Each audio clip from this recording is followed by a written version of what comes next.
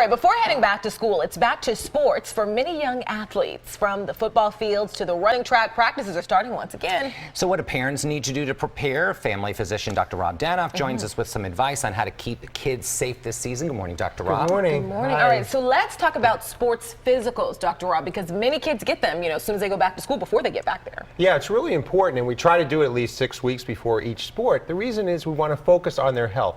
Are they in good shape? Are they out of shape? Are they weight appropriate? Are they not? So we want to make sure that they're ready for their sporting season. Will that also bring up certain medical conditions that maybe a parent's not aware of? And should they discuss injuries that the child may have had in the past? That's a really important point. So do they have vision problems, hearing problems? Have they had a history of concussions?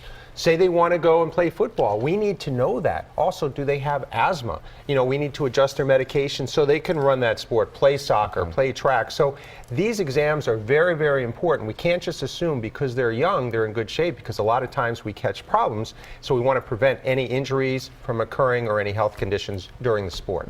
Okay, Dr. Rob, well, obviously the weather is still very warm out. Could you break down what athletes, parents, and maybe coaches should keep in mind while kids are practicing out in this heat? It's dangerous. The heat load is very high, and some of the football players are out there with equipment. Shouldn't be. When Katie says the heat index is 100 and above, no one should be outdoors doing this type of activity. But you need about 10 to 14 days to acclimate, when you start before a sport. Get in shape. With this heat, they should pre-hydrate.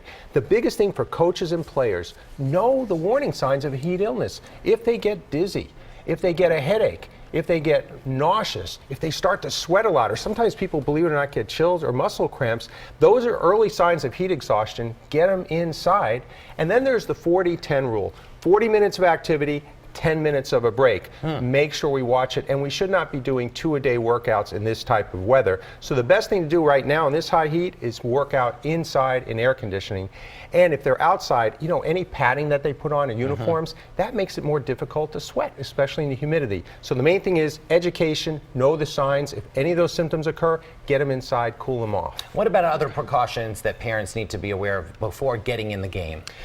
Getting in the game, what about equipment? We need to know certain sports need certain equipments. Do they need goggles? Do they need helmets? What about shoes? Cleats are different for football as they are for baseball or soccer or tennis, the proper shoes. And make sure the equipment is clean and in good condition.